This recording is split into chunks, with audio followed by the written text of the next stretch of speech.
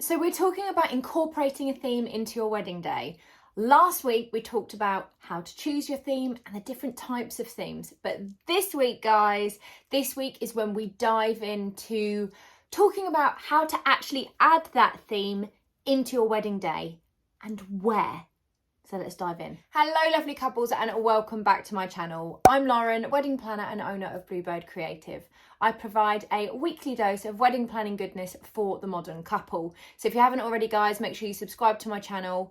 And don't forget to follow me over on Instagram and TikTok, yes, because I'm providing lots of extra goodies, content, juicy gems to help you on your wedding planning journey. You'll see lots of reels or TikToks on the weddings that we've actually done this year, and behind the scenes on stories on Instagram of just the daily runnings of my business and just my general weird chit chat. So come and join me on both of those.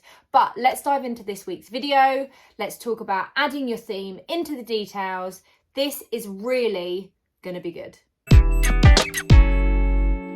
Okay guys, so as I mentioned at the start of this video, this is the part 2 of incorporating a theme into your wedding. Now, if you haven't caught part 1, I will link it up here for you now, where I discuss choosing your theme, how to choose it, types of themes, that kind of thing. So you definitely need to hit that video up before you come over here. But let's dive in straight away into the different areas where we can add our theme into our wedding.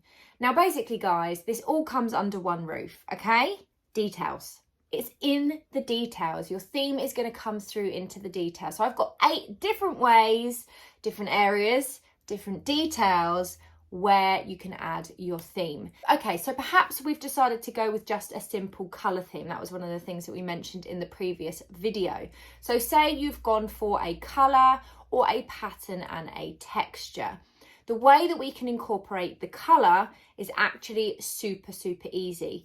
But where are we going to start pulling that colour through? So let's talk through those 8 different places. Number 1 is flowers.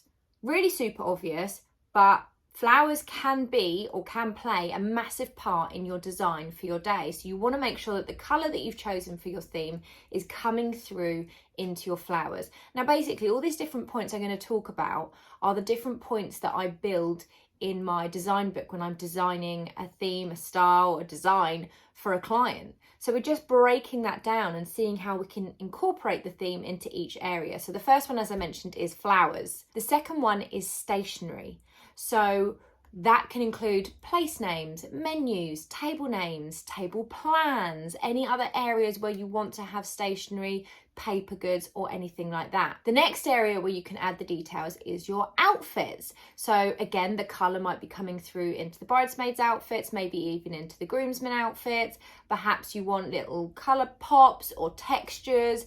If floral patterning is your theme, then you might want that in the little hanky in the groom's pocket, for example. So I'm going to dive into sort of how we'll pull the details through a bit more, but I'm just talking about the different areas to start with. So next we've got signage and displays. So table plan kind of comes up under that as well, but also welcome signs, order of the day, any displays that you're doing, food displays, guest book display areas. You can start adding your theme into those areas and purposely making displays because you want to showcase a particular theme. I freaking love displays. They are possibly my favourite part of a wedding to design. I have got one coming up next year.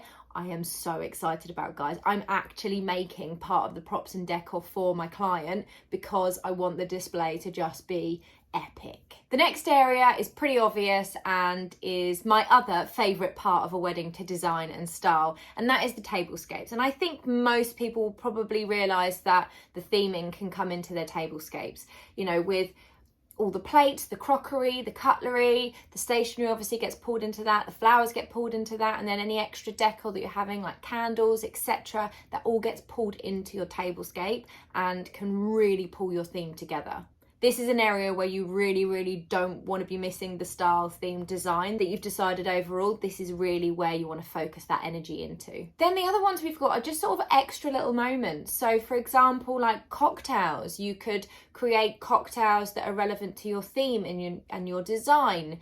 You could just create other little areas like a photo booth, for example, that you feel, yes, we can incorporate a particular theme, and so on. Another area for detail to add your theme in is food. Now, bear with me on this one. You might be thinking that's not detail and that's not decor. No, but for example, if you decided that country and location was your theme, again, if you haven't watched part 1, guys, please do go do that because I explained that over there.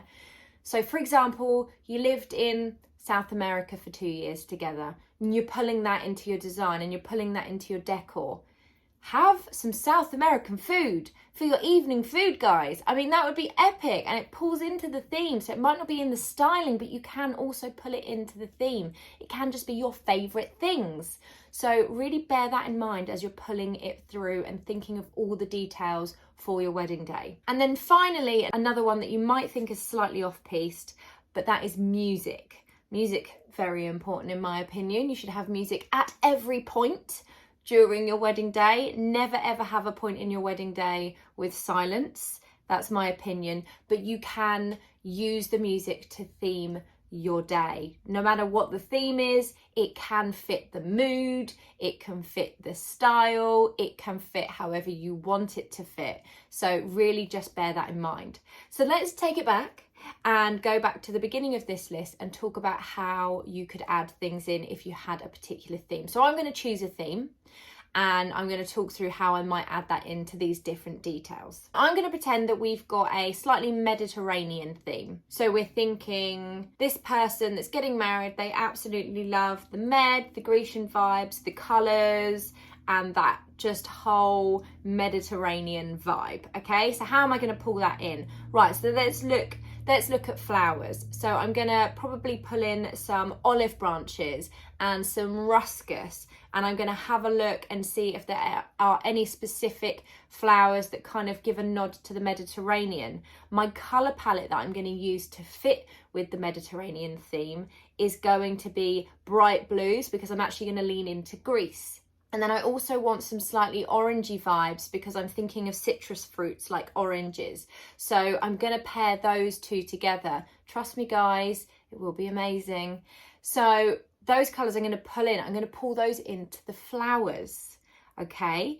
Now, with the floral styling, not only am I going to have these lovely colours coming through in the flowers, but I'm also going to be dressing and styling around the flowers with some citrus fruits. I am slightly obsessed with using fruit as decor. So obviously, if we're doing the tablescape or any other floral moments, I'm going to add some citrusy fruits, maybe some lemons or grapefruits, oranges, tangerines, kumquats, whatever you fancy. We're going to throw those in for a bit of decor as well. When it comes to the stationery, I'm going to keep it super simple. I'm going to bring that bright blue vibe in, and I'm going to have some modern calligraphy, and we're going to create just something really white and blue, because that really nods into the Greek vibes, in my opinion, for place names, table plan, menu, table names, and so on. Perhaps I want to have the table names of different places in Greece that I've visited.